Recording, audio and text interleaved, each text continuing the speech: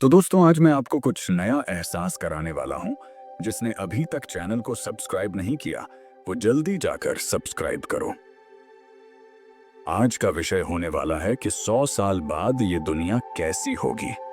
आप चाहें तो आंखें बंद करके सब कुछ इमेजिन कर सकते हैं। तो चलो दोस्तों शुरू करते हैं।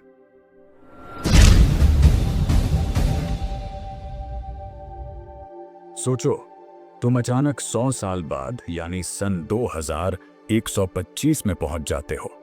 जब तुम्हारी आंखें खुलती हैं तो तुम देखते हो कि सब कुछ बदल गया है।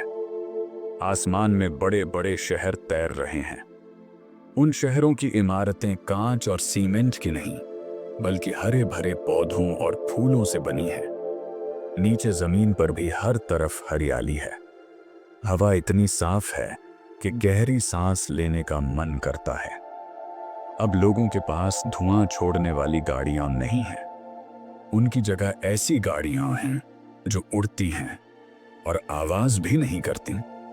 आज जहां हम मोबाइल और कंप्यूटर का इस्तेमाल करते हैं वहां 2125 में लोगों को इनकी जरूरत नहीं है। लोग अपने दिमाग से ही इंटरनेट से जुड़ जाते हैं। अगर किसी को संदेश भेजना है तो उंगलियां चलाने की जरूरत नहीं पड़ती। बस मन में सोचते ही संदेश पहुंच जाता है।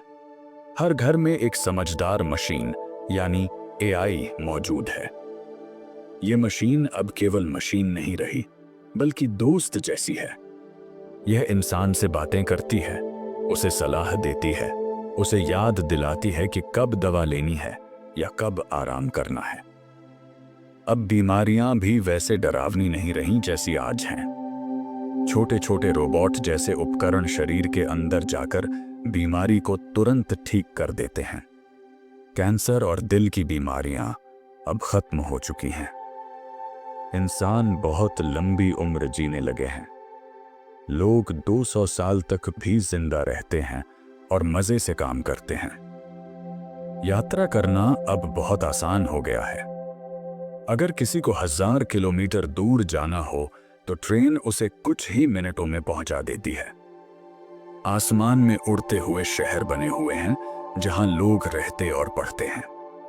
इंसान अब सिर्फ धरती पर ही नहीं बल्कि मंगल और चांद पर भी रहने लगे हैं। वहां घर और बगीचे भी बन चुके हैं।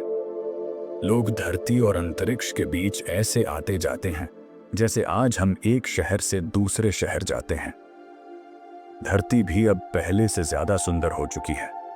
लोग समझ गए हैं कि अगर उन्हें जीना है तो धरती और प्रकृति को बचाना होगा। हर इमारत पर पेड़ और फूल लगे हैं। नदियां और समुद्र अब चमकते और साफ हैं। हवा इतनी ताजा है कि हर कोई खुलकर सांस ले सकता है। शहरों में शोर नहीं है क्योंकि सारी मशीनें और गाड़ियां बिजली और सूरज की रोशनी से चलती हैं। सन 2125 में अब बच्चे बैग भरकर भारी भरकम किताबें नहीं ढोते। अब किताबें सिर्फ म्यूजियम में देखने को मिलती हैं। बच्चे पढ़ाई करने के लिए बस अपने दिमाग को इंटरनेट से जोड़ लेते हैं।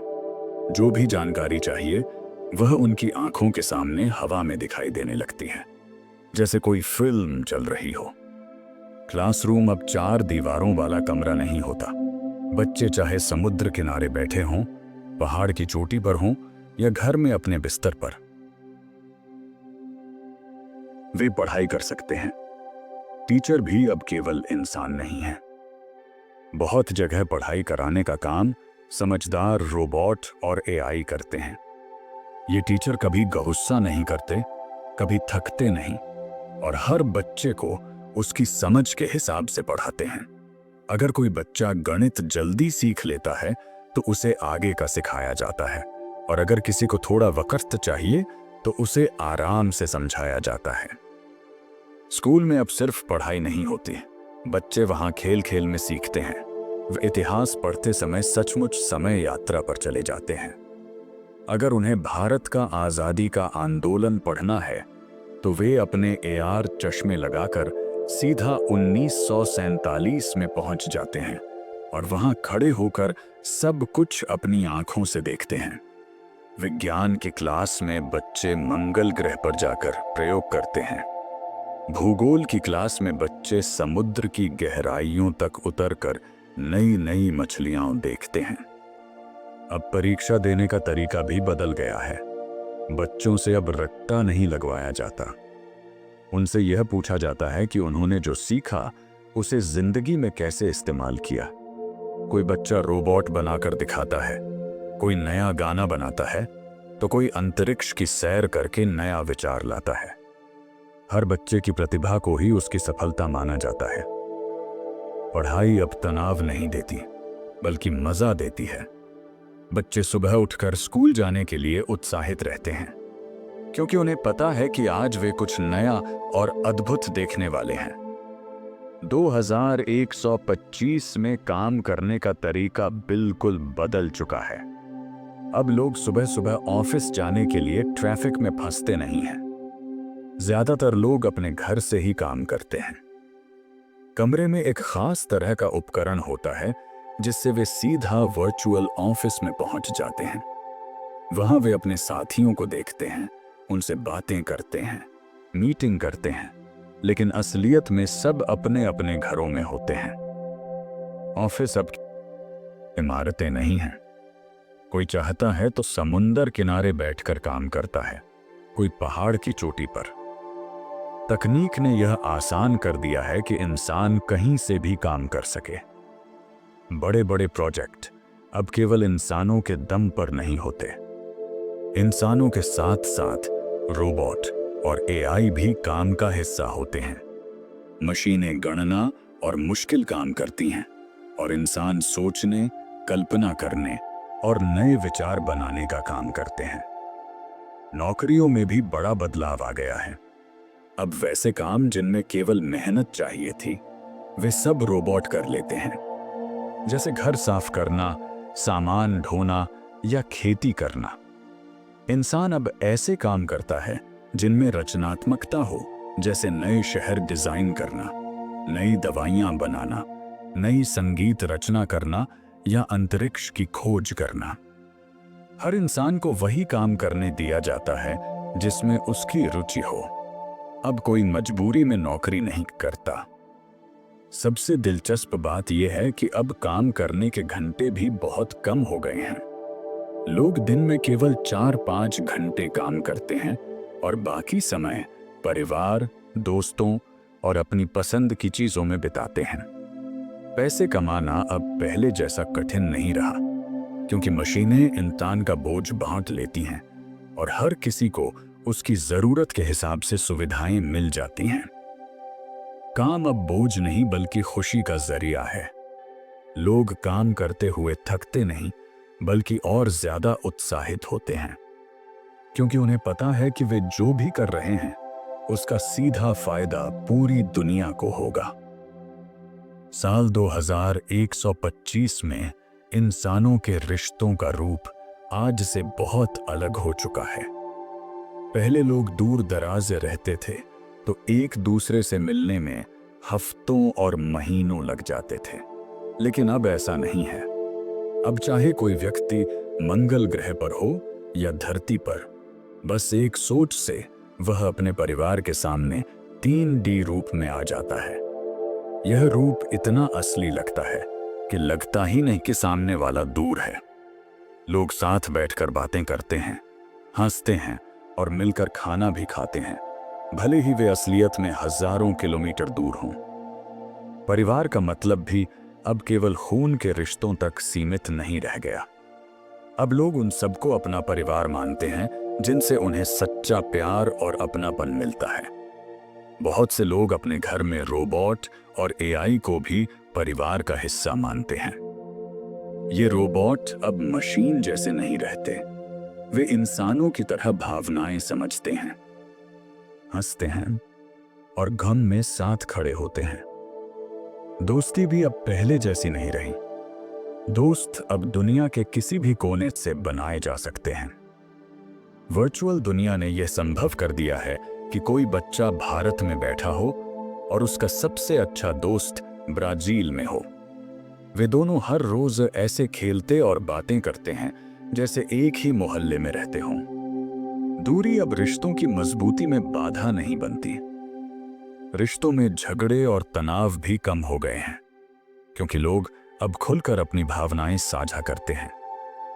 तकनीक ने यह आसान कर दिया है कि कोई क्या सोच रहा है और कैसा महसूस कर रहा है, सामने वाले को पता चल सके। जब गलतफहमी नहीं रहती तो प्यार और अपनापन और गहरा हो जाता है। शादी और रिश्तों की परिभाषा भी बदल गई है। अब लोग मजबूरी में शादी नहीं करते, वे वही रिश्ता निभाते हैं जिसमें उन्हें सच्चा सुख और समझदारी मिले। परिवार छोटे बड़े दोनों तरह के होते हैं। कहीं केवल 2 लोग मिलकर परिवार बनाते हैं, तो कहीं दर्जनों लोग मिलकर एक साझा परिवार में रहते हैं। 2125 की दुनिया में रिश्तों की नींव केवल प्यार और विश्वास पर टिकी है। लोग अब समझ गए हैं कि सबसे बड़ी दौलत धन नहीं, बल्कि अपने लोग होते हैं।